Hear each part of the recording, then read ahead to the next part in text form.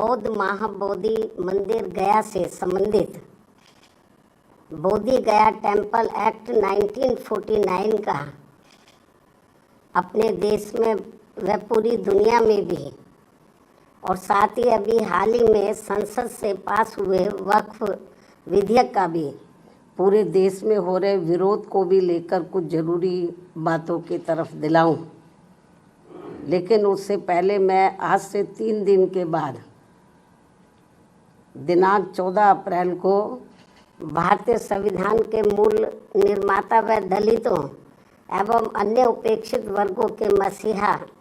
परम पूज्य बाबा साहब डॉक्टर भीमराव अंबेडकर की जो जयंती है, तो उनको आज एडवांस में ही सबसे पहले मैं अपनी व पार्टी की तरफ से पूरे तहे दिल से अपने श्रद्धा सुमन अर्पित करती हूँ,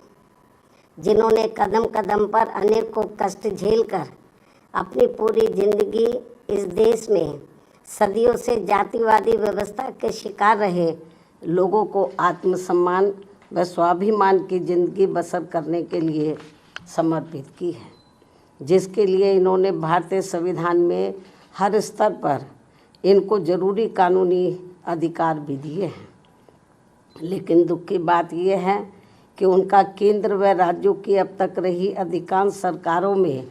अभी तक भी इन्हें पूरा लाभ नहीं मिल पा रहा है, जिसकी खास वजह से ही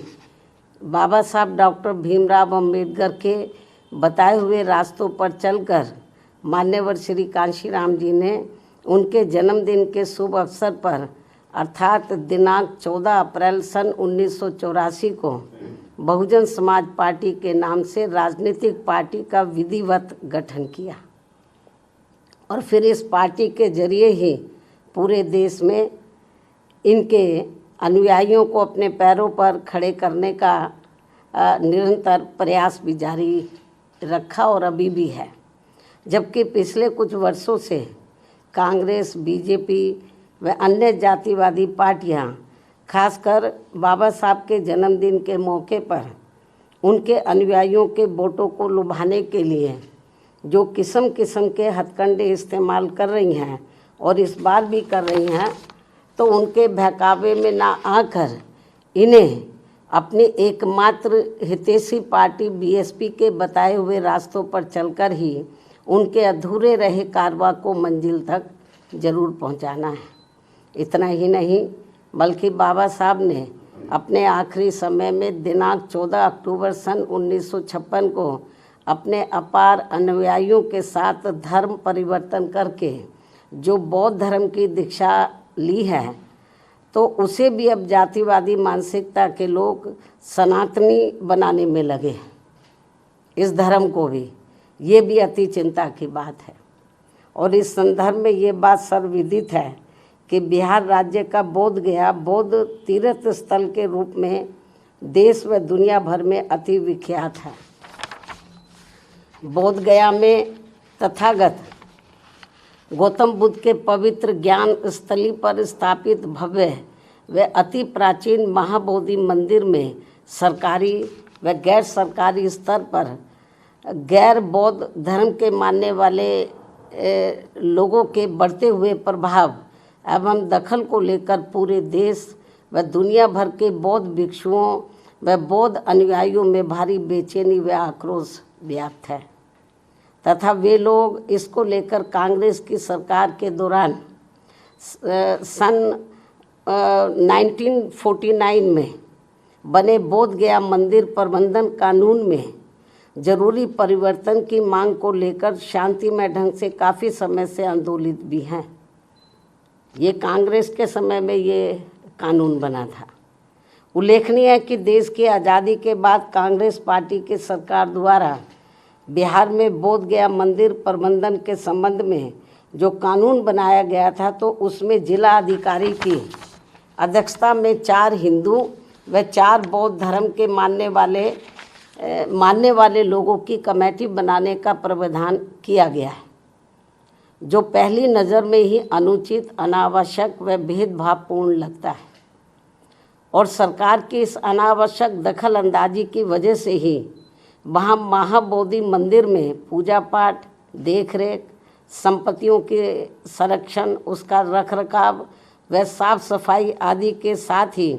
लाखों तीर्थ यात्रियों की सुख सुविधा आदि को लेकर भी स्थिति लगातार असहज व तनावपूर्ण सी बनी रहने की आम शिकायत है, जिसकी वजह से बौद्ध धर्म के मानने वालों की ये मांग है कि महाबोधि मंदिर की पवित्रता को पूरी तरह से बनाए रखने तथा इसकी सही से देखभाल के लिए ये ज़रूरी है कि मंदिर में पूजा पाठ, उसकी सुरक्षा व संरक्षण आदि की पूरी जिम्मेवारी बौद्ध भिक्षुओं व बौद्ध धर्म के अनुयायियों को ही सौंपी जाए, जो इनकी ये मांग जायज़ है, जिस पर वर्तमान सरकार को तत्काल उचित ध्यान देना चाहिए। वैसे भी अधिकतर लोगों का यही मानना है कि 1949 में जब मंदिर प्रबंधन के संबंध में कानून बन रहा था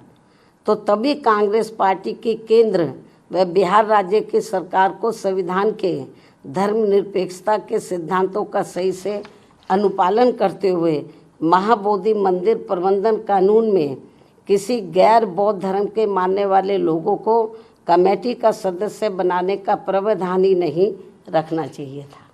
ये कांग्रेस की बहुत बड़ी गलती रही है। इससे फिर अनावश्यक परेशानी व विवाद से बचा जा सकता था। किंतु अब जबकि ये मामला काफ़ी तूल पकड़कर भारी विवाद का रूप धारण कर चुका है, तो ऐसे में केंद्र व बिहार की एनडीए सरकार को इसमें तत्काल आवश्यक सुधार जरूर करना चाहिए, ऐसी बीएसपी की ये पुरजोर मांग है। इस क्रम में नए वक्फ कानून के तहत राज्य वक्फ बोर्डों में जो नॉन मुस्लिम को रखने का नया प्रावधान किया गया है, वह भी प्रथम दृष्टया अनुचित प्रतीत होता है, जिसका मुस्लिम समाज में भारी विरोध भी है। इसी प्रकार के अन्य नए विवादित प्रावधानों के सुधार को भी लेकर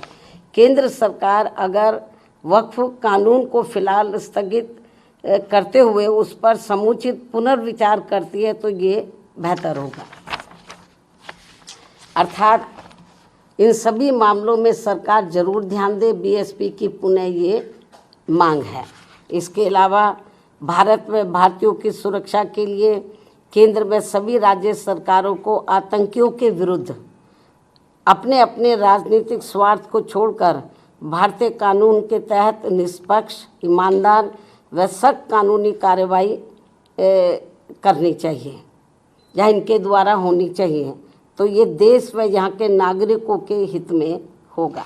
इन्हीं जरूरी बातों के साथ ही अब मैं अपनी बात यहीं समाप्त करती हूँ। धन्यवाद। जय भीम व जय भारत।